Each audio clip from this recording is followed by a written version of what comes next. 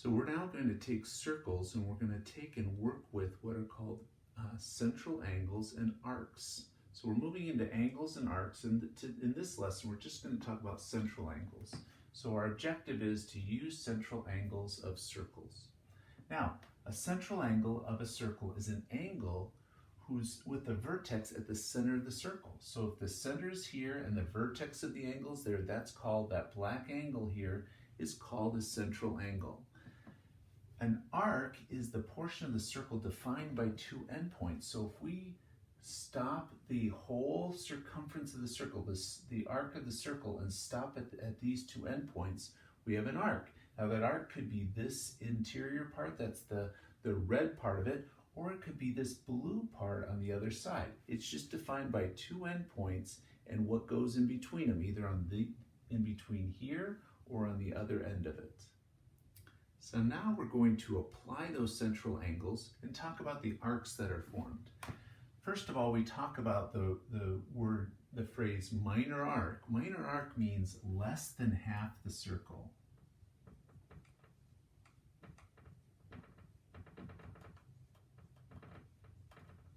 A major arc is more than half the circle.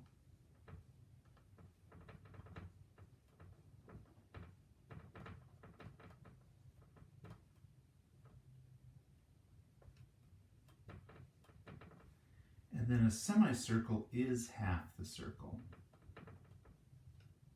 We usually think of a semicircle and we define it by having the diameter involved. So now talking about those, let's go ahead and talk about how we're actually going to list these and mark them in our problems. When we talk about a minor arc, we're going to use two letters to define it for us. So when we look at this, if I go from this point here, which is A, and this point here, which is B, how I mark this is I list it as A and B, but instead of like when we do segments, we do a segment over the top. On this, because it's an arc, we do an arc over the top to signify that it's an arc AB instead.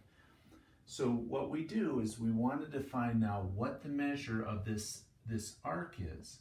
Well, an arc, the measure of an arc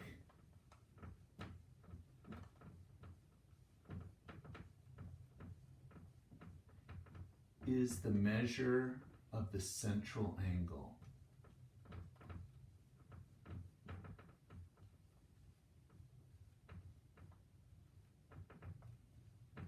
So looking at this diagram, if this little angle here is 63 degrees, if I say 63 degrees is that angle right there, then I say the measure of the arc as part of this, marking the arc like this, is equal to 63 degrees, because it's the same as the central angle.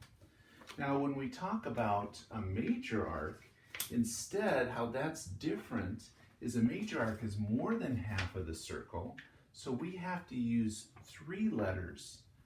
Okay, so when we mark it, we use three letters to signify it, because if we were to just say AB here, just to say arc AB, that would be just the minor arc right there.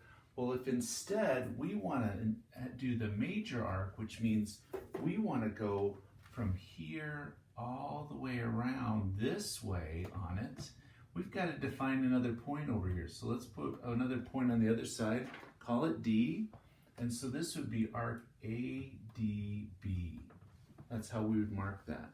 So in this case, because that angle is 63 degrees, the measure of arc ADB is going to be equal to, in this case, 360 for the whole circle, and we subtract the 63 degrees, which is the minor arc, and we get that to be then 297 degrees for that measurement. So that's what we look at with a major arc as being more than half of the circle.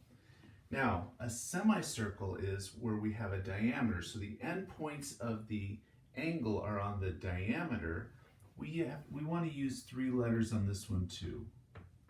And the reason why we want to use 3 letters for this one is you want to know which side is the semicircle. So if I list this as A and this is B, do I want this semicircle or do I want that one? So we put a letter on one of the sides here. If I want this side, I would say then arc ADB, which would then be this arc listed right here. So that helps define it. So the measure of every semicircle, because it's just the measure of the central angle, okay, so the measure of ADB here in this case is going to equal 180 degrees because it's half of the circle as part of that. So what's the next step is when we talk about arcs is how do we define them in terms of things like congruency? Well, when it comes to congruency, congruent arcs basically have the same measure. So we're going to have same measure for these different arcs. So we look at these, measure them. If they have the same measure, we say congruent arcs.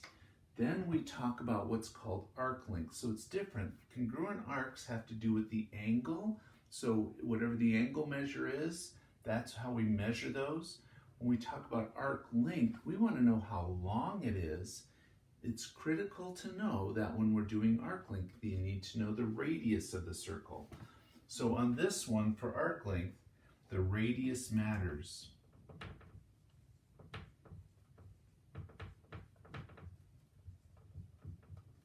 So we need to know what the radius is. So in essence, we're asking in this case is how long is the arc? So let's talk about this problem here. Let's, if we were to define it just as in general terms, if we give this as an x degree as for our angle, x degrees, and we say that the radiuses are, for that, this is a center C here, and then what we do is to define this, we're going to call L, script L, equal to the length of the arc. So the length of the arc here would be equal to, we want to know the portion of the whole circle we have, so we take the fraction by using the measure of the angle. You put x over 360 because that gives you, in this case, it would be 63 over 360. That would tell you the portion of the whole circle that we have, x over 360, and we multiply it by the circumference, which is 2 pi r, and the r being the radius. So this gives us the portion of the circle,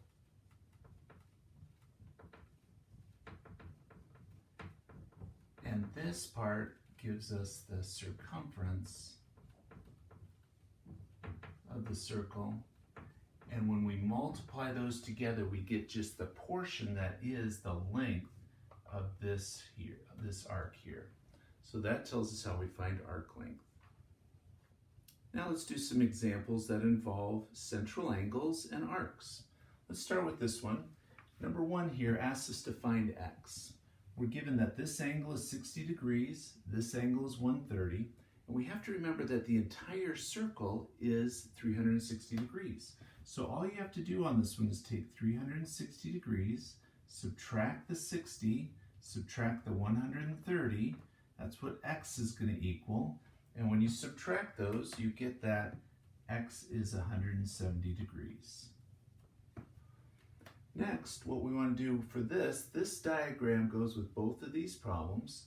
This angle here is 59 degrees. Notice it gives us information like it has diameters. We can use that to know that things add up to 180 on the diameter. We know the full circle adds up to 360. We also have a right angle here. So we can use all of that information in different problems.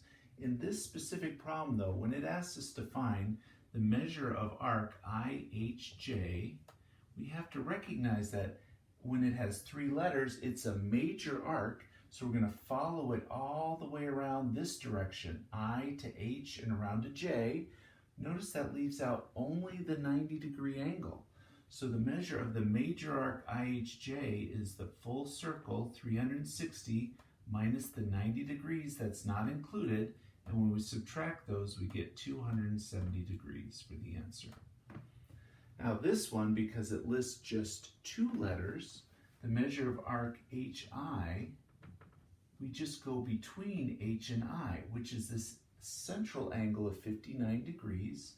So the measure of arc HI is equal to just that same central angle measurement of 59 degrees for that. Now let's come down here and do an arc length. It says the length of this arc, so it's not just the angle measure. We know the angle measure is 30 degrees here. We have the radius of 2. The length involves the radius. So what we do is we find the portion of this whole circle that the 30 degrees is. So we take that, we take 30 degrees divided by 360. That gives us just the portion of the circle that this part of it is. And then we multiply it by the circumference, which is 2 pi times the radius, 2. 30 over 360 reduces down to 1/12 times 4 pi, when I multiply the 2 times the 2. 1/12 times 4 gives me 1/3 pi. The exact answer is 1/3 pi feet. If you want a decimal approximation of that, it's about 1.05 feet for an answer. So either exact or approximation, we get the answer. So these examples show us that when we take central angles and arcs, we can use those together with the definitions to use central angles of circles to solve problems.